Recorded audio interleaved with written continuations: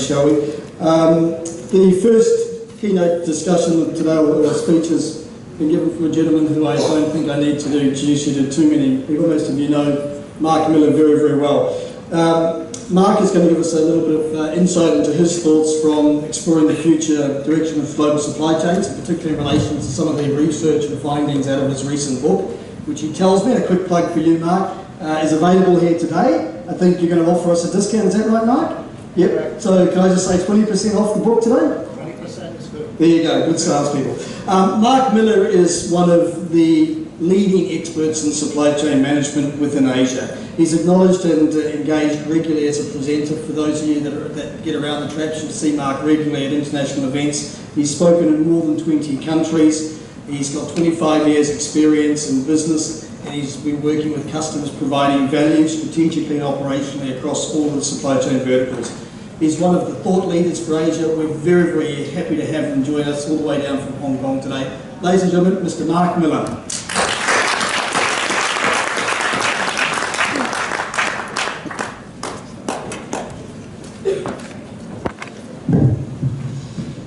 Selamat pagi. Thank you, Daryl, for the warm welcome and nice introduction. And thank you, Jevon. Great to see Jevon again.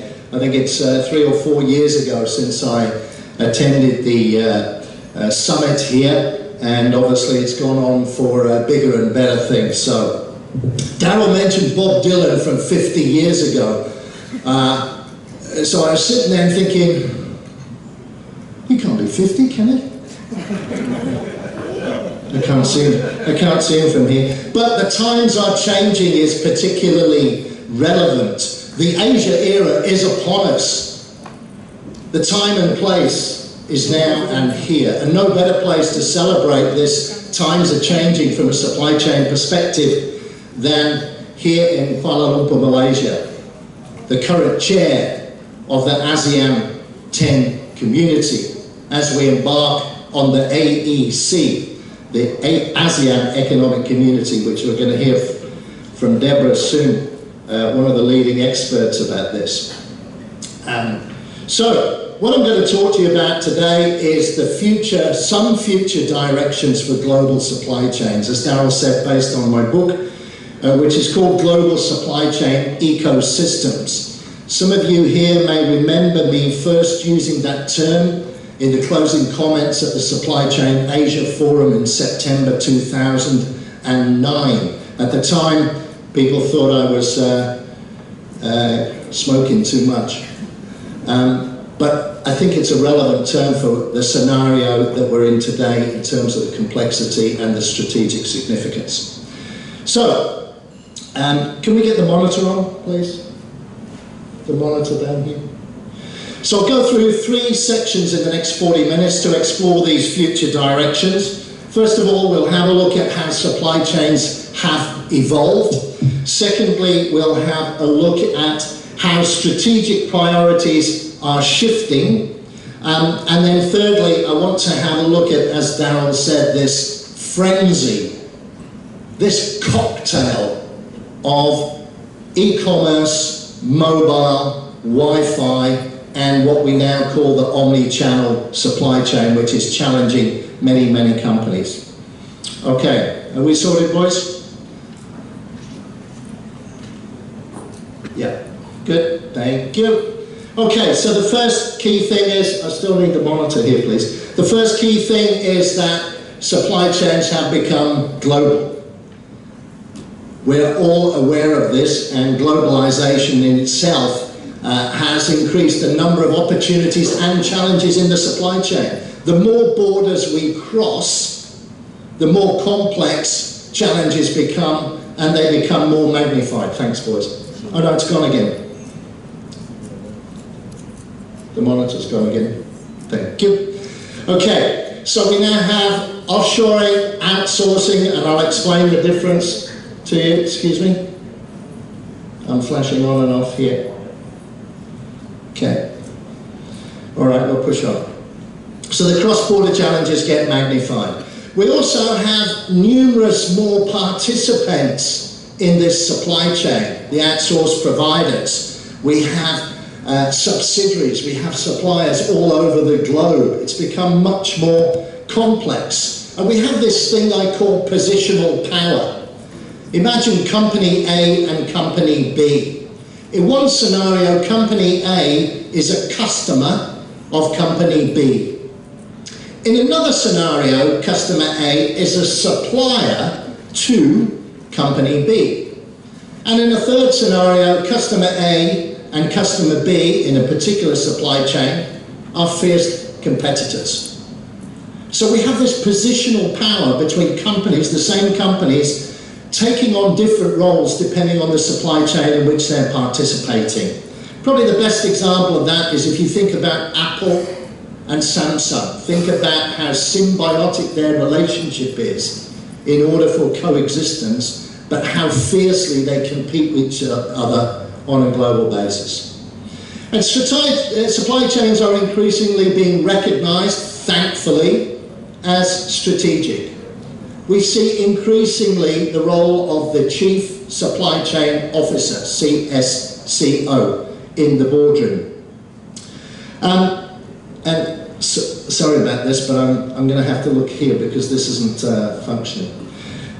But the important point is that amongst this globalisation and how strategic and complex they are, supply chains are only as strong as the weakest link. And those of you that ever rode a bicycle when you were young, or in fact may still be riding one now, you will know that once one link is broken, the whole chain is broken and the bicycle becomes dysfunctional. The challenge is we've moved well beyond this linear concept of a chain. The supply chain connectivity now is beyond your company in this whole supply chain ecosystem. It's complex, it's interconnected, it's increasingly vulnerable to the volatilities of today's modern world. There are profound interdependencies within your supply chain ecosystem, but it is still only as strong as the weakest link. The challenge now is, quite often we don't know where those links are, or where they may crop up. Think about floods, think about tsunami, earthquakes, volcanoes. Okay? We don't know where these things are going to come from next. So it's complex, it's interconnected, it's vulnerable, and it's a supply chain ecosystem. My 15-year-old niece says, that's all very well, Uncle Mark, but what does it mean? So let's have a look at a couple of everyday examples. Does anybody recognize this? Who's got kids? Yeah? Big hands, big hands. Thank you. All right, everybody, well, half of us recognize that. Okay, who recognizes this? All right, most of us, good. And who eats fruit? All right, good, thanks for the big hands. Okay, so let's have a look at this concept of global supply chain ecosystems in the context of three everyday examples that most of you in the room have experienced of. First example is looking at an end-to-end supply chain ecosystem. This is milk, and this is an example from Daryl's homeland, who allegedly are going to be playing the Wallabies in the World Cup final on the 31st of October. This is from New Zealand, and this is the milk producers of New Zealand, and they were telling me about their global supply chain and how fantastic it was that they export 160,000 refrigerated containers from New Zealand containing New Zealand fresh milk all over the world. And they rattled off the number of ports, container ports around the world to which this milk went, which is very admirable and very impressive. However, for me, when we're talking about end-to-end supply chains, we're thinking about from the origin, all the way back to the origin, to the point of consumption where the consumer can buy the product. For me, the end-to-end supply chain is not the port-to-port of the refrigerated container of milk. It's going from the cow in the field to the shop, to the shelf in the shop. So that's an end-to-end global supply chain ecosystem. All right, many of you put your hand up when you've seen this. In our world of today, air travel is increasingly popular, and therefore the skies get more and more congested, as do the airports. This one is about proliferation of components that go into making up a product, and it's about outsourcing and offshoring. So the example here is Boeing. I travel this airline, well, I travel many airlines a lot, but recently I've spent several flights on Emirates from Hong Kong through to Nigeria, and more recently from the UK, between the UK and Hong Kong. It's a fantastic experience. But the point here is not Emirates, it's about Boeing. They have 783 million parts that they procure on an annual basis. And look at the progression of the proliferation of components that go into these products. So the 747, 6 million plus components. And look at the enormity of their supply chain in terms of dollars spent, 5,500 factories, more than 500,000 people involved in this for one finished product being the aeroplane. What's interesting here is that we can see over time the progression in outsourcing.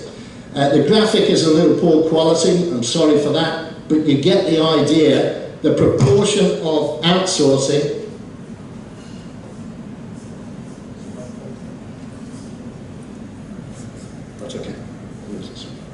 The proportion of outsourcing, you can see here, 10% of the production of the 737 was outsourced. We go on a couple of generations in time in terms of technology, and 80% of the 787 is outsourced. An important distinction here is that outsourcing is about who does the work. Frequently used together with offshoring, but offshoring and outsourcing mean two different things. So the outsourcing is who, the offshoring is where. Frequently something is outsourced and offshored at the same time, but the two don't necessarily have to go together. So this is from the offshoring perspective, sorry I found it now, and you can see here the different areas where the products or the components of this finished product come from. So this is a complex supply chain ecosystem. So think about that. Please think about that the next time you get on board an aeroplane, the complexity and the globalized nature of that supply chain. And the third everyday example that pretty much everybody in the room put their hands up is this opportunity to have simultaneous global release of product. And of course, it's not the fruit that I'm talking about here, it's this company here, one of the best known global brands. 20 years ago, I worked for a company and we produced for Microsoft their software products. So we produced diskettes and CDs and manuals and boxes and labels and packaging. Some of you may remember that, some of you will have no idea what I'm talking about, okay? And when Microsoft came out with a product release, Office or Windows, typically they'd release it in North America in month 1. 4 weeks later, month 2, they would release it in Europe.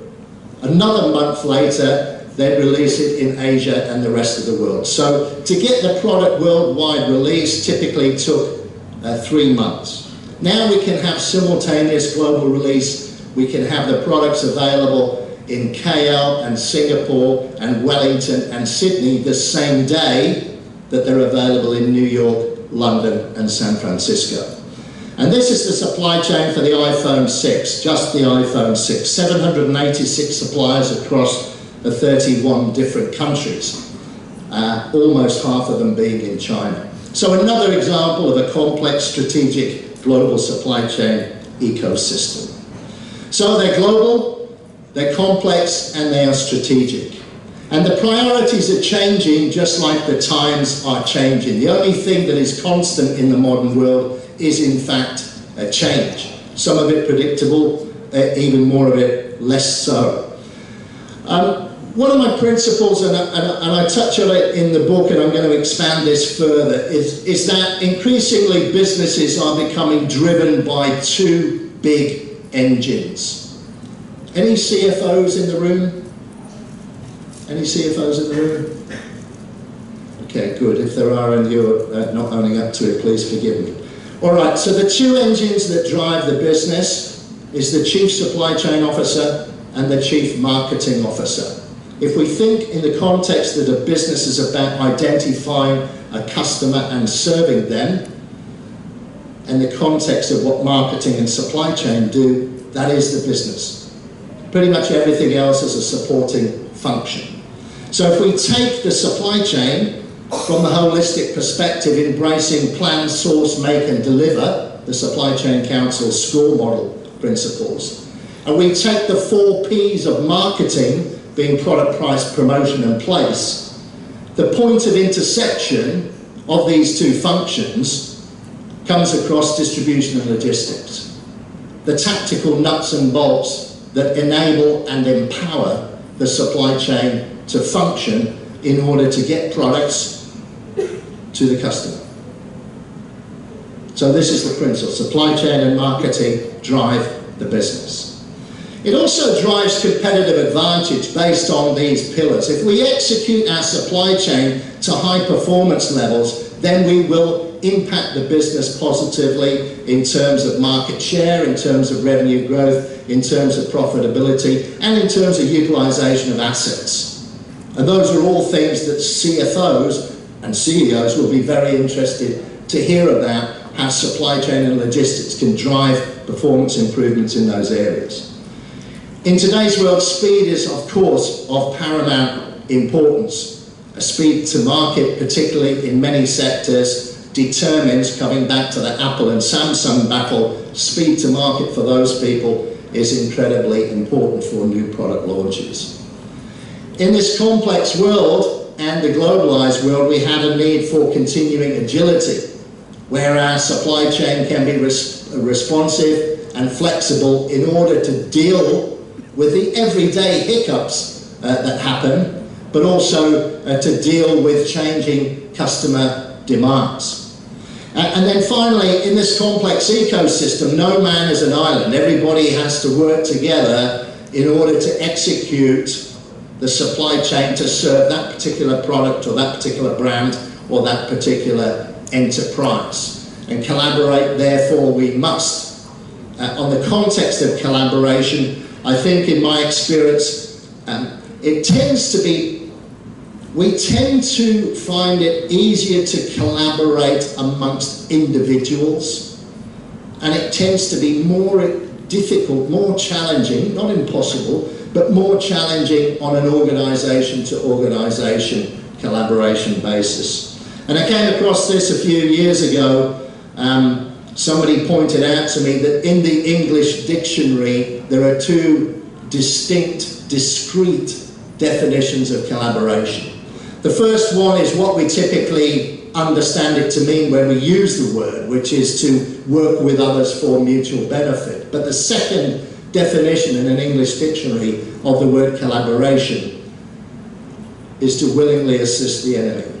And when I came across this definition, I thought, well, maybe that's the key as to how sometimes this can be quite challenging. China's in the headlines for a whole load of reasons in recent times, not least of which is that it is cheap no more. It's increasingly getting more expensive in China. Labour rates on average, direct labour rates are increasing on 18 to 20% per year.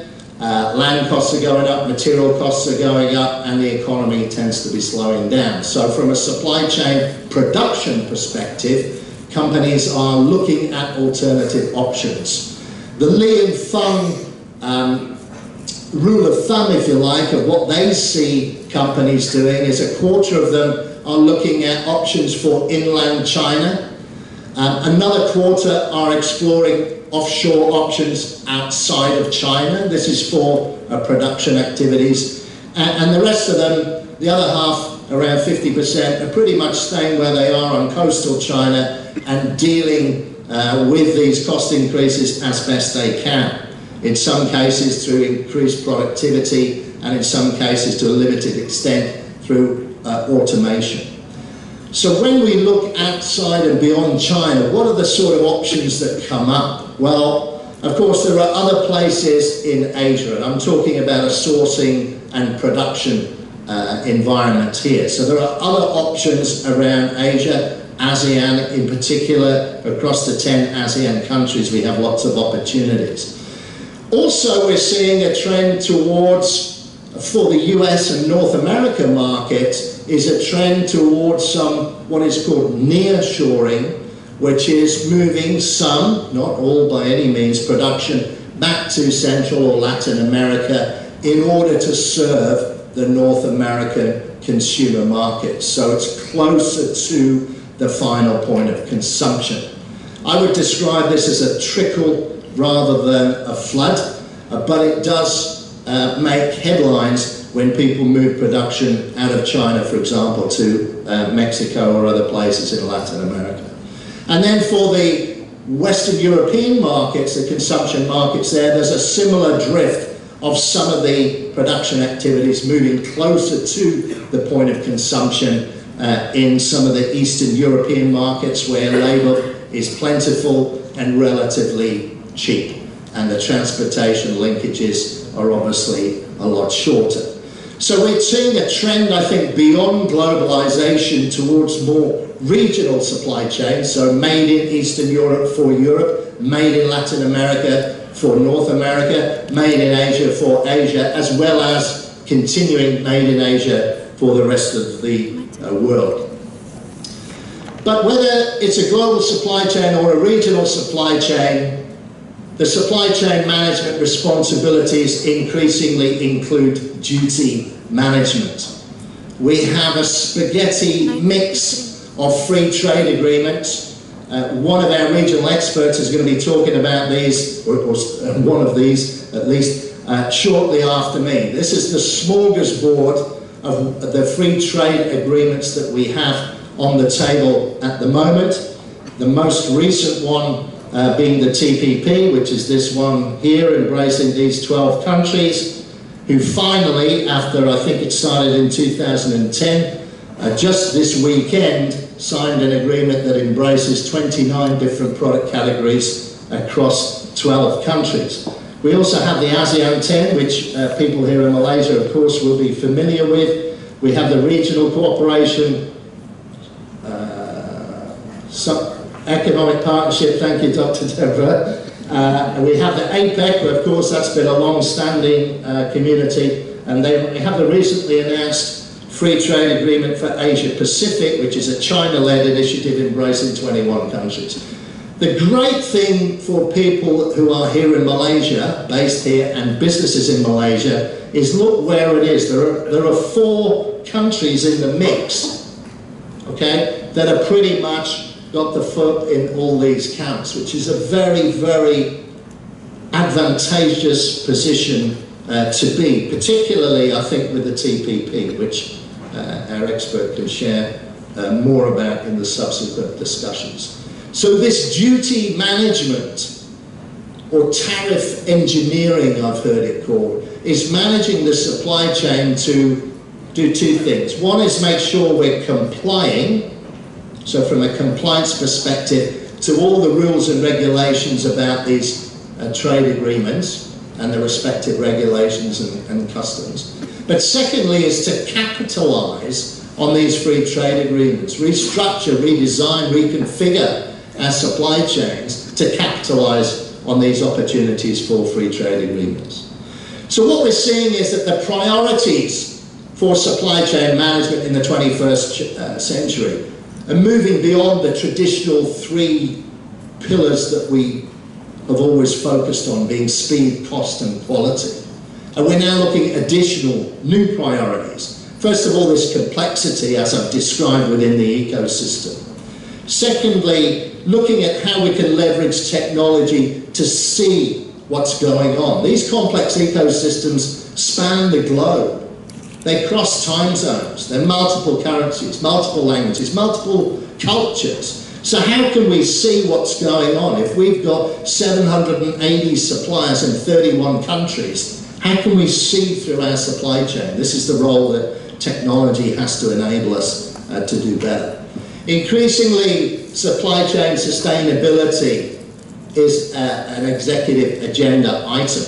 And what we're seeing is that consumers increasingly will everything else being equal, select to purchase a product that they perceive to have a better carbon footprint or a more sustainable supply chain than a competing product. The research also tells us that we're not too far away from a time where consumers will not only make that choice, but they'll be prepared to pay a small premium for a product that they perceive to have a more sustainable supply chain. So that's increasingly important. As is, in our volatile world, the need to build supply chain resilience to mitigate the risks inherent in a global, complex supply chain ecosystems. The other aspect, I think, that is rapidly changing is innovation. There's some examples here. I won't go through them in any detail due to time.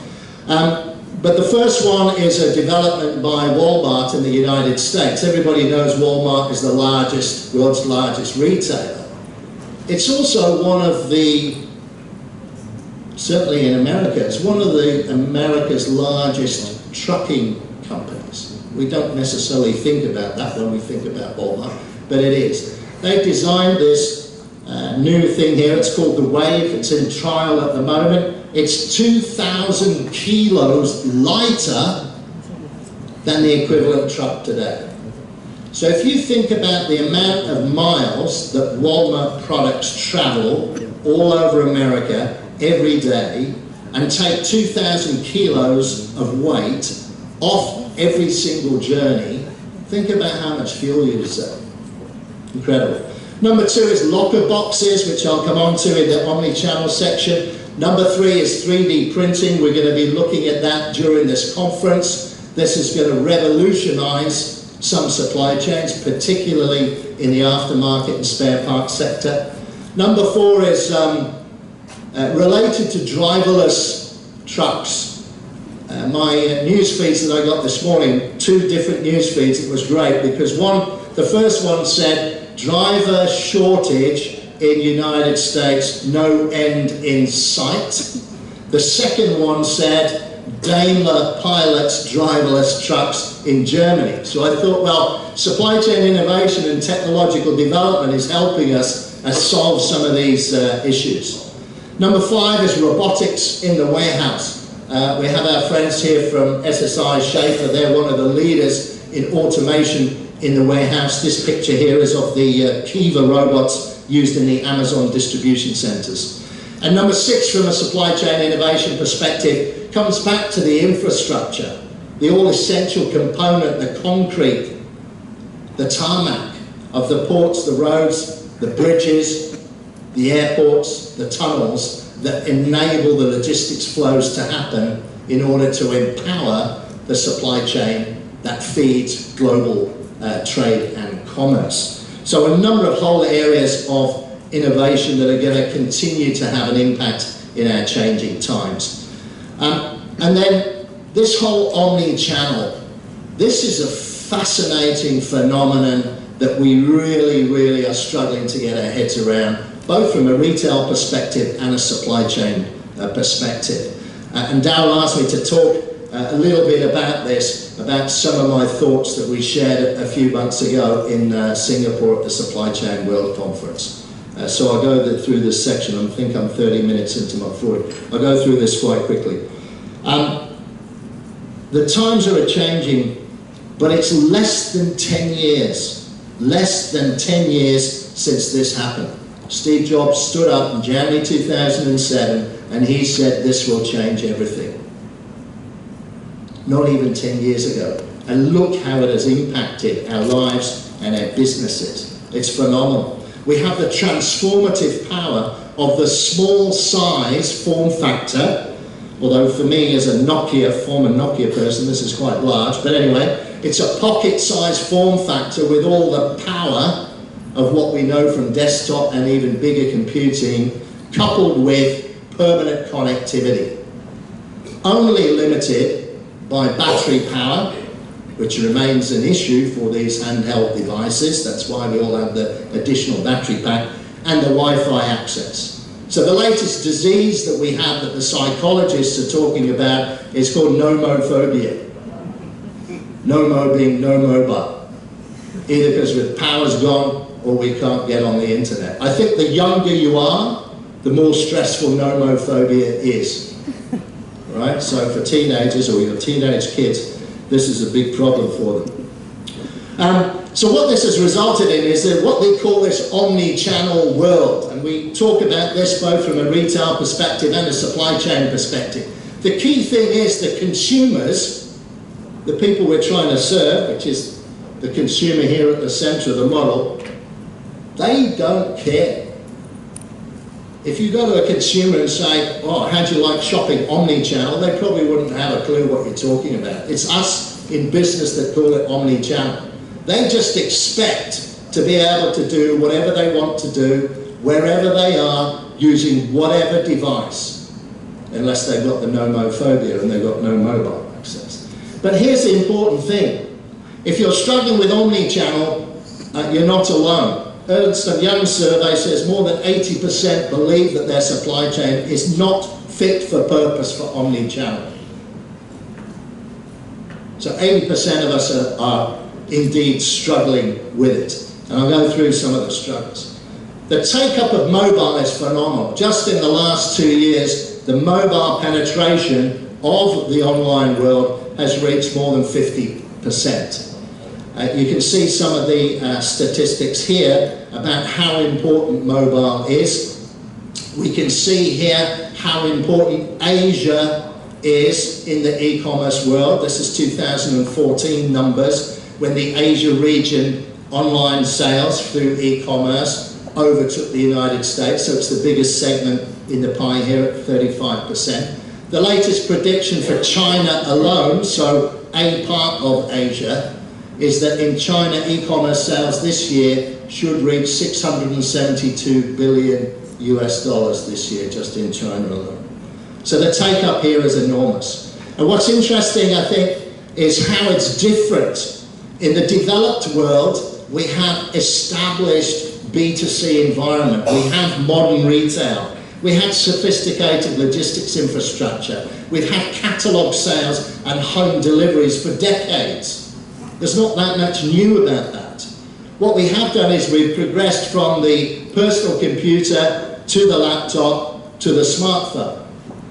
But if you think about it, in the developed world, in the United States or Europe or the UK, there's not much you can do online from a shopping perspective that you couldn't drive to the mall and do. Okay? So we have retail. The challenge, I think, for the omni-channel in the developed world is more around the retail. Whereas in the developing world, so most parts of Asia and China obviously, we're dominated pretty much by traditional retail channels. B2C and C2C are relatively new. We have relatively underdeveloped logistics ecosystems. So it's more of a greenfield scenario. And a lot of these consumers, particularly the demographic youngers, they're not going from PC to laptop to smartphone. They're straight in at smartphone. Straight in. There's been no progression, so they don't know anything else. So this is a new channel enabling new consumers. And there's a lot of excitement about it. And in the developing world, the challenges are both still within some retail, but particularly in logistics. Now this mobile e-commerce, watch these change. The mobile e-commerce enables these people to shop as if they were in Harrods, Macy's, Takashimaya, or Sogo. A lot of these people that are doing this shopping, a lot of the people that are doing online shopping in emerging markets have never been to a department store. They don't know what a department store is. But through the power, the transformative power of the small form factor, always on Wi-Fi, they can shop as if they were there. And you know what? They can shop, they can purchase, and they can have it delivered to their house in the middle of nowhere within 24, 48 hours. And it's not just China. I want to point out it's not just China. Look at the compound annual growth rates. Here. Compound annual growth rates. This is e-commerce, frenzy, all across Asia. Malaysia, 23% compound growth through to 2018. This is phenomenal, and we haven't even got our heads around it yet. It's not started yet. There's only 600 million people in China on the internet. I mean, that's a lot of people, but there's another 600 to come. So this is phenomenal. This is probably the most exciting thing from a business and supply chain perspective that's going to happen in the rest of my life. But it's not without its challenges. It's not without its challenges. There are three main areas, I think, that challenge us in omni-channel supply chain. In the last few minutes, I'll go through these. Physical operations, last mile delivery, and returns and refunds associated with that. In the physical operation side, and many of you will know this, and SSI Schaefer are experts in appreciating, understanding, and helping you with the operational differences. In traditional retail, we're talking more about a distribution centre. We're talking about cartons and pallets and forklifts and racks. In a fulfillment centre for e-commerce, we're talking about picking one of this, one of that. Single unit fulfillment. It's vastly different, both from the process but also from the layout of the operation. So we need to think through that, as well as, do we co-host these in one building? Are they two separate centres? If they are two, how do we replenish between one and the other? A whole host of challenges there. This last mile delivery, 9 times out of 10, it's free delivery. I'm not really sure how we got ourselves into that mess. It's typically the most inefficient link, and typically more than 50% of the total order fulfillment cost. There are a whole host of challenges around this last mile, and many of you will be very familiar with them. In urban areas, we have the tyranny of congestion and access, and in rural areas, we have the tyranny of distance and access. This is the moment of truth, generally speaking, in terms of the customer. Latest, this is just last month, September, and in the United States, in preparation for the holiday season, the big retailers are reducing the minimum order value in order to qualify for free home delivery. Toys R Us are the one that triggered this, this report, and benchmark on here we can see others. So Toys R Us reduced their minimum order value from $49 to $19. So if you spend $19, free delivery to your home. Target was another one. They reduced their minimum order value from $50 to just $25. But this cannot be sustainable in the medium term.